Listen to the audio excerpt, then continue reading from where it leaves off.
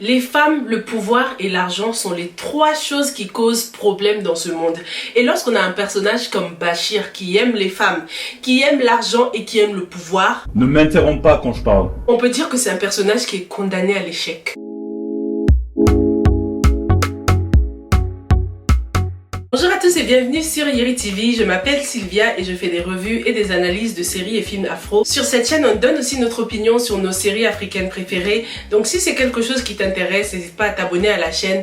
Active aussi la petite cloche pour ne rater aucune nouvelle revue. Bachir a enfin décidé d'avoir une conversation avec son meilleur ami. Ça fait un moment qu'on attendait cette conversation. On attendait vraiment que Bachir s'asseye avec son meilleur ami. Mais ça ne s'est réellement pas passé comme prévu. Pendant cette scène, Bachir s'est vraiment comporté comme un enfant. Il était énervé à cause des rumeurs de jalousie qu'il a entendues et parce que Alou ne l'a pas soutenu lorsque le caïd était venu chez lui. En gros, pendant cette scène, Bachir a demandé à son meilleur ami de ne plus l'appeler juste parce qu'il est jaloux de lui, quoi. Ton meilleur ami qui t'a hébergé, avec qui t'as fait les 400 coups, du jour au lendemain, tu décides de venir et chercher tes affaires sans essayer de savoir ce qui se passe. Cette scène nous montre tout simplement que Bachir fait plus confiance aux gens avec qui il travaille qu'à son meilleur ami. Ou juste tout simplement que Bachir ne fait confiance en personne, que ce soit son meilleur ami, que ce soit son caïd ou quoi. J'ai trouvé que Bachir n'a pas donné le bénéfice du doute à Alou. Il aurait pu lui demander pourquoi ce changement de comportement, essayer de lui expliquer les choses comme ce qu'il a toujours fait jusqu'ici. Lorsqu'ils avaient leur coup à faire, lorsqu'ils parlaient d'Abi,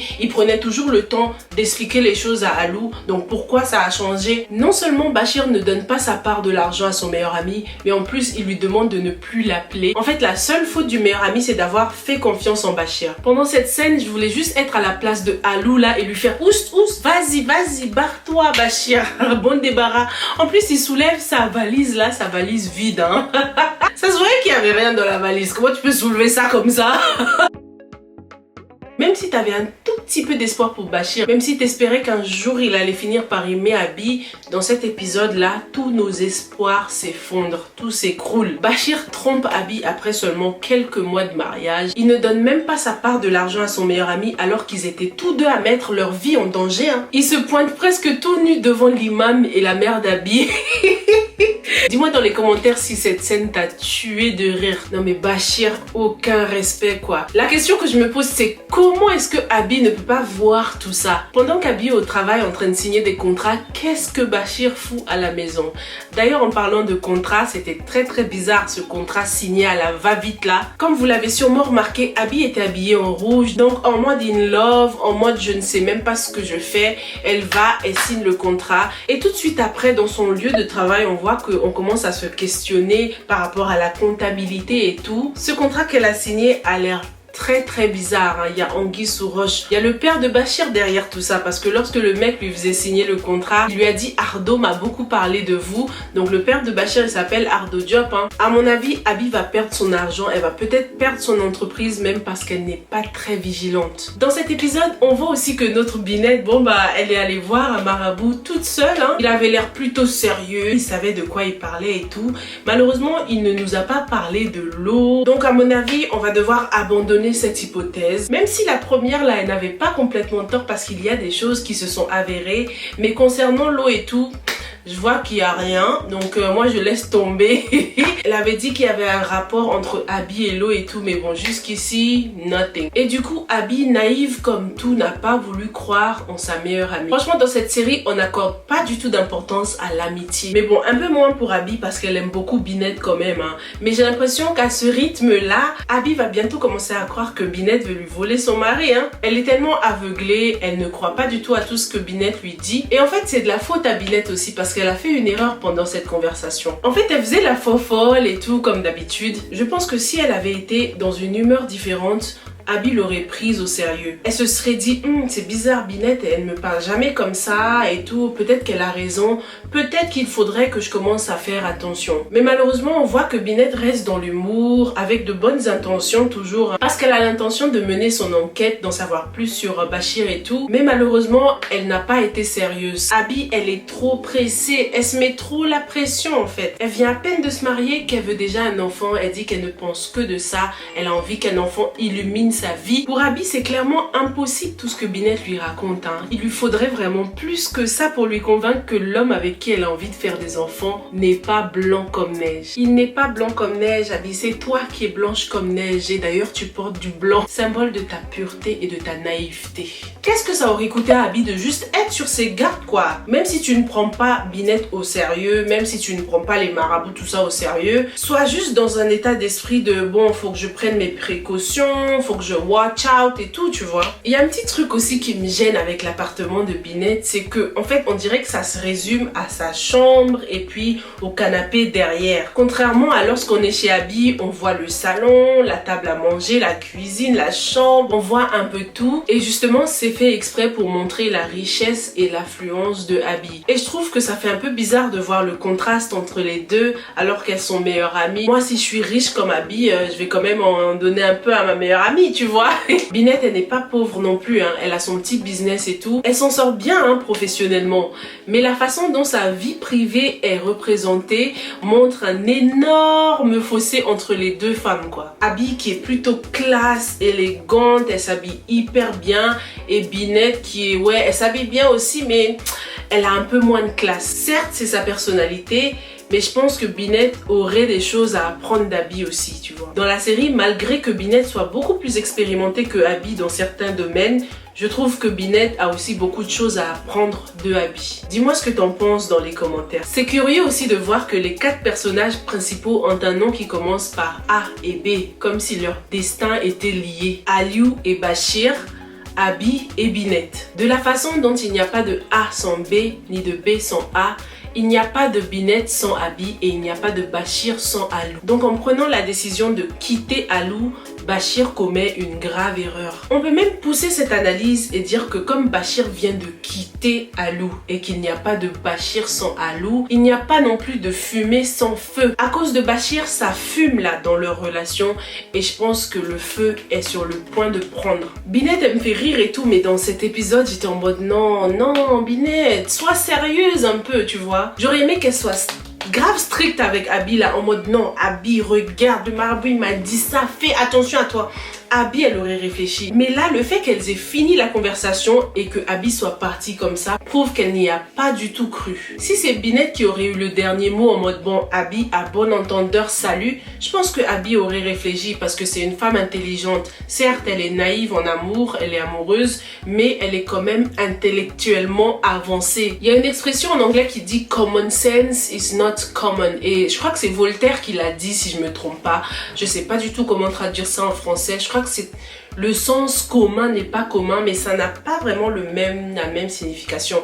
Bref, en tout cas, on voit que Abby, elle a le sense, mais Binette a le common sense. Binette n'est peut-être pas aussi intelligente qu'Abby, mais elle a beaucoup de common sense. Écris dans les commentaires si tu vois ce que je veux dire.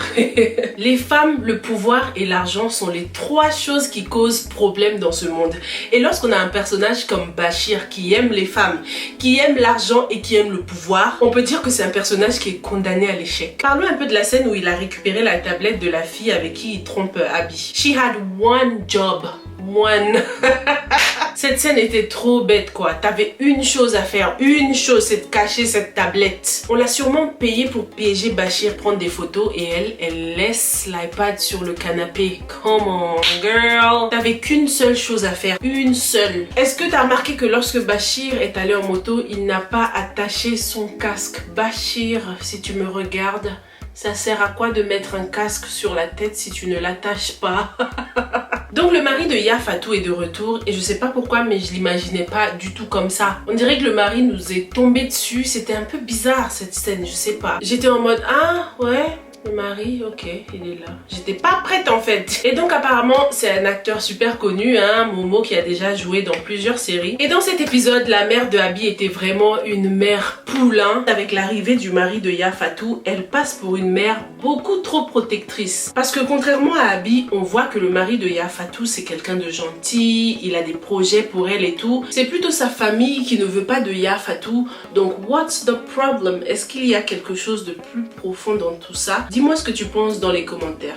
Fatou a des problèmes avec sa belle famille. Abby n'arrivait pas à trouver un homme et lorsqu'elle en a trouvé un, c'est un véritable bandit. La mère d'Abby elle-même, elle a eu beaucoup de problèmes avec les hommes. On voit qu'elle ne veut même pas entendre parler du père de Fatou. Qu'est-ce qui se cache sous tout ça? J'ai l'impression qu'il y a un secret de famille. Je pense qu'elle doit la vérité à ses filles quand même. Ce sont des adultes, des grandes femmes mariées comme ça. Ça se voit qu'Abby n'a pas compris le comportement de sa mère. Donc je pense qu'il est temps que sa mère vide son sac, qu'elle dise la vérité s'il y a quelque chose, s'il y a un secret. Lorsque Bachir s'est pointé en caleçon, je me suis dit mais il faisait ça quand il était chez ses parents? D'ailleurs, ils sont où ses parents là? Ils viennent jamais rendre visite à la mère d'Abby et tout? Les deux mamans, elles ne communiquent pas du tout. Après la scène où Bachir a manqué de respect à la mère d'Abby, elle aurait pu appeler la mère de Bachir pour essayer d'avoir une conversation avec elle. Si tu regardes la vidéo jusque là et que ça te plaît, n'hésite pas à me mettre un petit j'aime d'encouragement. Thank you. Je trouve que c'est une petite incohérence quand même concernant les deux mamans. Elles ne communiquent pas du tout.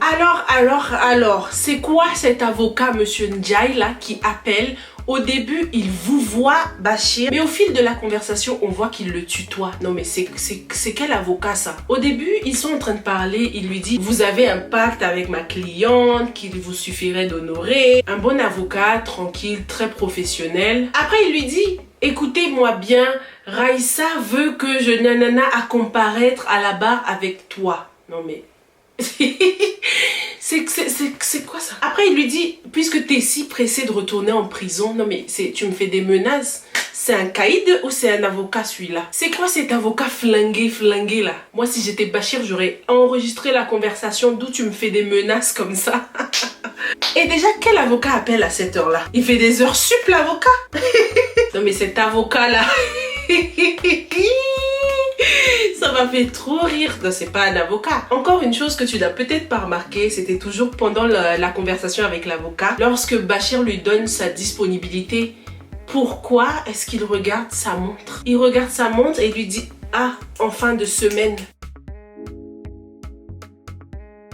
Désolé, mais c'est pas un calendrier ça, ok? Si encore il avait regardé sur son Apple Watch qu'il a toujours là. Il regarde une montre et il lui dit en fin de semaine. Like, what in the world? On va dire que Bachir était désorienté parce que c'était la nuit, il venait de se réveiller. Mais it doesn't make sense, bro. Et puis Tata Timbo, toi aussi. Pourquoi t'as pas prévenu la mère d'Abby plus tôt, hein? Je sais pas si elle était absente ou peut-être qu'elle était à l'hôpital, je me souviens pas du tout. Mais franchement, cette conversation finale entre la mère d'Abby, donc Tata Mattel et Tata Timbo, aurait pu se faire beaucoup plus tôt. Abby a déjà épousé Bachir, il habite chez toi, même il s'exhibe en caleçon dans son... J'arrive même pas à parler. Ça m'a fait tellement rire cette scène.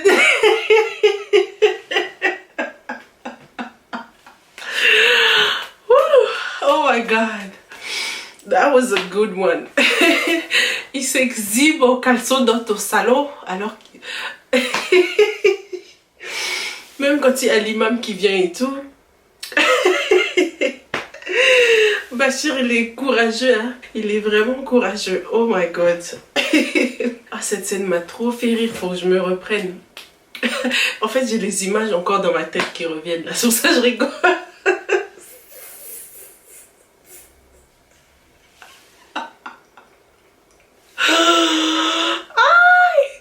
T'imagines ton mari... T'imagines t'es chez toi avec ton mari, ta famille et tout. Ton mari il passe normal en culotte devant ta mère et les visiteurs. Ah non, trop fort. Bref, je crois que j'ai fait le tour de cet épisode. Hein. J'adore la série, il y a du mouvement. Enfin, il y a Fatou. On comprend un peu son background, son histoire. Abby, il lui faut vraiment un coup de massue pour la réveiller celle-là. Je sais pas du tout ce que sera le déclic pour Abby, hein, mais il faut vraiment qu'elle se réveille avant qu'il soit trop tard, avant qu'elle tombe enceinte de Bachir. En tout cas, j'attends tes audios et tes vidéos réactions. J'aimerais beaucoup qu'on échange sur cet épisode. N'hésite pas à me dire ce que t'en as pensé. En attendant, je te retrouve dans la prochaine. Stay safe and stay blessed. Bye.